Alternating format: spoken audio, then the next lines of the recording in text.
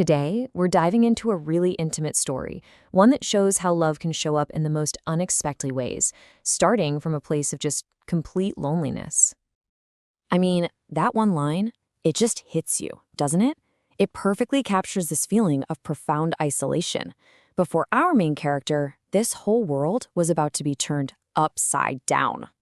So let's meet Isabella. She's a 25-year-old painter, but her life isn't this romantic, artsy dream. Not at all.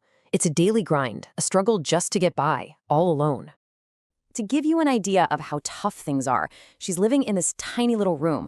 Her meals are as basic as it gets: rice, bread, soup. Sometimes she even skips dinner just to make ends meet. She has no family to call, nobody to lean on. Her life is literally just work, sleep, and then wake up to do the whole thing over again. But then, out of nowhere, something starts to change. A small, simple act of kindness from a total stranger starts to cut through that gray, difficult routine. And this is how we meet Edward. There's no big introduction. We just see what he does. It starts with a cup of tea. Just a simple, warm cup of tea. The next day, he brings her some bread. And then, every so often, he'd bring these little flowers he grew in his own garden. Each thing is small, but he just keeps doing it. And the things he said were just as simple and kind as his actions. He wasn't asking a bunch of questions or getting into her business. He just noticed her. He saw she was struggling. For someone like Isabella, hearing those words was probably something she hadn't experienced in a very, very long time. And this is the key, right? This is why she started to let her guard down. He wasn't pushy. He never made her feel scared or uncomfortable. He just offered this gentle kindness. And slowly, that started to make her feel safe. So this quiet routine of kindness goes on for a bit. And then, boom, something happens that she could never, ever have seen coming. And it's not a conversation. It's a letter with a question that's about to change her entire life. Okay, so get this. The proposal is laid out almost like a business deal. On one side, he's offering her total security. He'll pay her rent, make sure she has food, and he says he won't ask for a single thing in return. But the other side of the deal, the request, he wanted to marry her. You have to put yourself in her shoes here. What is this? Is this just some strange act of charity? A practical arrangement? Or could it possibly be love? She has absolutely no idea what he's really thinking. And so what does she do? Standing there in the pouring rain, she makes her choice. It's not this joyful, excited yes. It's a quiet, maybe even a little sad acceptance of a path she never imagined she'd take. And with that one decision, everything is different. We're now in this quiet new beginning, watching two total strangers try to figure out how to build a life together.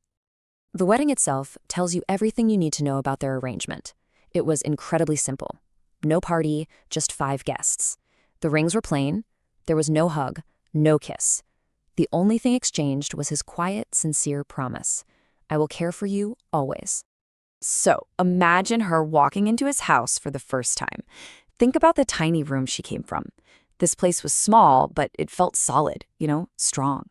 It smelled like flowers and wood, and most importantly, it was quiet, but it felt safe, truly safe.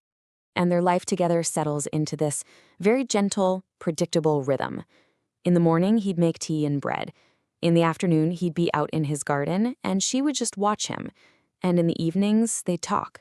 Not about deep feelings or anything, but about books and just simple, everyday things. And that quiet routine, day by day, started to build a real foundation of trust. You see, all those small, quiet moments were building to something. This is where the story takes its most important turn, where this practical arrangement starts to transform into a real, genuine connection. Of course, people on the outside, they talked, the whispers followed her around. She only married him for the money. It's not a real marriage. But he completely shielded her from all of it. He'd just say, words mean nothing. I know who you are. And because he was so steady, so consistent with his kindness, the way she saw him started to completely change. He wasn't just this older man who offered her a deal anymore. She was finally seeing him for who he really was, just a deeply kind person with a gentle heart. And this all leads to the real emotional heart of the story, her confession. She finally admits it out loud. She knows why she married him, for security. But now she stays because she wants to. It's not about need anymore. It's about choice. Right after that moment of total honesty, they have their first kiss. And it's described so perfectly. It wasn't rushed or passionate. It was just soft and warm, a perfect reflection of this slow, gentle love that had been growing between them all this time. But it takes a moment of real fear for her to finally say the words. When he gets sick and she's taking care of him, the thought of actually losing him makes everything crystal clear. And that's when she finally whispers it, "I love you." And that's where we'll leave it, with this one beautiful, resonant thought. He saved her from a life of poverty and loneliness. And maybe, just maybe, she saved him from a life of loneliness too. It makes you think, doesn't it, about how two people can find a way to save each other,